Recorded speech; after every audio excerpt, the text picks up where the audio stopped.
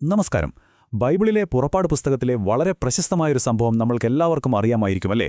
മോശ ഇസ്രായേൽ ജനത്തിനു മുന്നിൽ ദൈവശക്തി തെളിയിക്കാൻ കാണിച്ച ആ 3 അത്ഭുത അടയാളങ്ങൾ. അപ്പോൾ ഇന്ന് നമ്മൾ നോക്കാൻ പോകുന്നത് ഒരു പാസ്റ്ററുടെ പ്രഭാഷണത്തെ അടിസ്ഥാനമാക്കിയിട്ട് ഈ അടയാളങ്ങൾക്കെല്ലാം പിന്നിൽ ശരിക്കും എന്തായിരുന്നു അർത്ഥം എന്നുള്ളതാണ്. നമുക്കൊന്ന് ആഴത്തിൽ പരിശോധിക്കാം. നിങ്ങളൊന്ന് ആലോചിച്ച് നോക്കൂ, മോശയുടെ മുന്നിൽ ഒരു വലിയ ദൗത്യമുണ്ട്. ഒരു ജനതയെ മുഴുവനായി നയിക്കണം. പക്ഷെ അവിടെ ഒരു പ്രശ്നമുണ്ട്. ആ ജനത്തിന് അദ്ദേഹത്തെ അത്ര വിശ്വാസമില്ല. ഇയാൾ പറയുന്നതൊക്കെ സത്യമാണോ എന്നൊരു സംശയം. അപ്പോൾ അവരെയൊക്കെ എങ്ങനെ തൻ്റെ കൂടെ നിർത്തും? താൻ ദൈവത്താൽ അയക്കപ്പെട്ട ആളാണെന്ന് എങ്ങനെ അവരെ ബോധ്യപ്പെടുത്തും? ഇതായിരുന്നു ശരിക്കും മോശ നേരിട്ട ഏറ്റവും വലിയ ചാലഞ്ച്. അപ്പോൾ ഈയൊരു പ്രതിസന്ധിയിലാണ് ദൈവം മോശയ്ക്ക് 3 വ്യക്തമായ അടയാളങ്ങൾ കൊടുക്കുന്നത്, ജനങ്ങളുടെ സംശയങ്ങൾക്കെല്ലാമുള്ള ഒരു മറുപടി പോലെ. ആദ്യത്തേത് വടി പാമ്പാകുന്നു, രണ്ടാമത്തേത് കയ്യിൽ കുഷ്ഠരോഗം വരുന്നു, പിന്നെ വെള്ളം രക്തമായി മാറുന്നു. അപ്പോൾ ഈ ഓരോ അടയാളത്തിനും എന്താണ് അർത്ഥം? നമുക്ക് ഓരോന്നായിട്ട് നോക്കാം. ഓക്കെ, അപ്പോൾ ആദ്യത്തെ അടയാളം മോശയുടെ കയ്യിലെ വടി. ഇതൊരു വെറും മാജിക് ട്രിക്കാണെന്ന് നമുക്ക് തോന്നാം, അല്ലേ? പക്ഷെ പാസ്റ്റർ പറയുന്നത് ഇതിനതിലും വലിയൊരു അർത്ഥമുണ്ടെന്നാണ്. ദൈവം മോശയോട് ചോദിക്കുന്ന ഒരു സിമ്പിൾ ചോദ്യമുണ്ട്. നിന്റെ കയ്യിലിരിക്കുന്നതെന്താണ്? അതൊരു വെറും കമ്പ് കഷ്ണമല്ല. പണ്ടുകാലത്ത് ഒരു ഇടയന്റെ കയ്യിലെ വടിയെന്ന് പറഞ്ഞാൽ അത് അയാളുടെ ഐഡന്റിറ്റിയാണ്, അയാളുടെ അധികാരം, അയാളുടെ ലീഡർഷിപ്പ് എല്ലാം ആ വടിയിലുണ്ട്. ശരിക്കും പറഞ്ഞാൽ അത് അയാളുടെ ഒരു എക്സ്റ്റൻഷൻ തന്നെയാണ്. ഇവിടെയാണ് ശരിക്കും ആ ഒരു ട്വിസ്റ്റ് വരുന്നത്.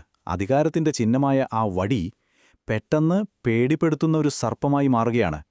അപ്പോൾ പാസ്റ്ററുടെ വ്യാഖ്യാനമനുസരിച്ച് വടി ദൈവത്തിന്റെ അധികാരത്തെ കാണിക്കുന്നു. എന്നാൽ സർപ്പമോ? അത് ഭയങ്കരമായ, തടഞ്ഞു നിർത്താൻ പറ്റാത്ത, മുന്നിൽ വരുന്ന എന്തിനേയും വിഴുങ്ങിക്കളയുന്ന ഒരു ശക്തിയെയാണ് കാണിക്കുന്നത്. ഫറവോന്റെ കൊട്ടാരത്തിൽ വെച്ച് നടന്ന ആ സീൻ ഓർമ്മയുണ്ടോ?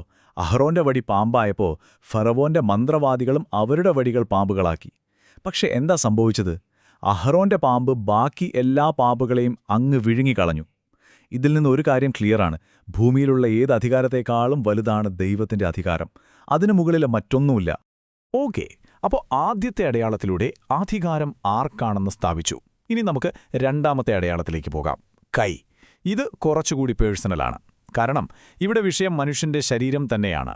രോഗത്തിനും സൗഖ്യത്തിനും മുകളിലുള്ള ദൈവത്തിന്റെ അധികാരമാണ് ഇനി കാണാൻ പോകുന്നത്. മോശ തന്റെ കൈ നെഞ്ചിൽ വെച്ച് പുറത്തേക്കെടുക്കുമ്പോഴേക്കും അതിൽ നിറയെ കുഷ്ഠരോഗം മഞ്ഞുപോലെ വെളുത്തിരുന്നു. ഇവിടെ നമ്മൾ ഓർക്കേണ്ട ഒരു കാര്യമുണ്ട്. ആ കാലത്ത് കുഷ്ഠരോഗത്തിന് ഒരു ചികിത്സയും ഉണ്ടായിരുന്നില്ല. അത് ദൈവത്തിന്റെ ഒരു ശിക്ഷയായിട്ടാണ് ആളുകൾ കണ്ടിരുന്നത്. അപ്പോൾ പാസ്റ്റർ പറയുന്നതനുസരിച്ച് പോയിന്റ് ഇതാണ്: മനുഷ്യനെ മാറ്റാൻ പറ്റാത്ത ഈ രോഗം വരുത്താനും അതുപോലെ തന്നെ മാറ്റാനും ദൈവത്തിന് മാത്രമേ കഴിയൂ. ആ ഒരു പവർ കാണിക്കായിരുന്നു ഇവിടെ. ഇതിനെ സപ്പോർട്ട് ചെയ്യുന്ന ഒരു ബൈബിൾ വാക്യം കൂടിയുണ്ട്.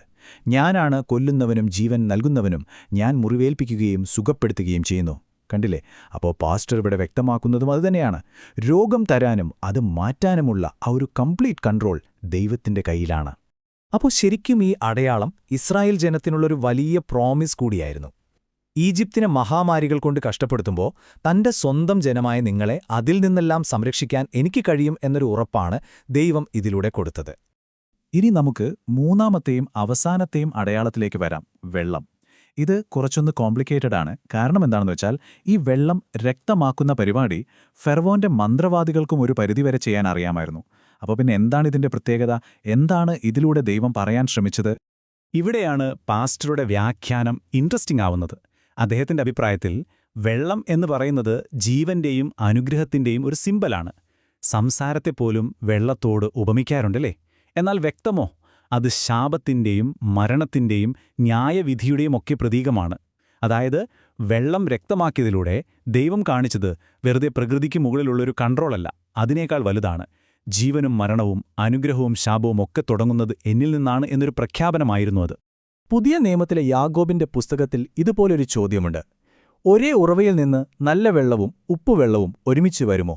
അവിടെ ഈ ചോദ്യം സംസാരത്തെക്കുറിച്ചാണ്. ഇതേ ഐഡിയയാണ് പാസ്റ്ററും ഇവിടെ കണക്ട് ചെയ്യുന്നത്. അനുഗ്രഹം വരുന്നതും ശാപം വരുന്നതും ഒരേ സോഴ്സിൽ നിന്നാണ്. ആ സോഴ്സിന്റെ ഫുൾ കൺട്രോൾ ദൈവത്തിന്റെ കയ്യിലാണ്.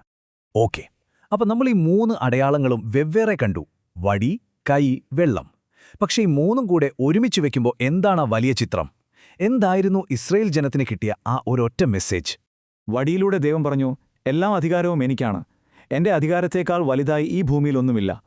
കൈയിലൂടെ പറഞ്ഞു, നിങ്ങളുടെ ആരോഗ്യവും നിങ്ങളുടെ ജീവിതവും എന്റെ കയ്യിലാണ്, ഞാൻ നിങ്ങളെ സംരക്ഷിക്കും, നിങ്ങളുടെ ശത്രുക്കളെ ഞാൻ ശിക്ഷിക്കും.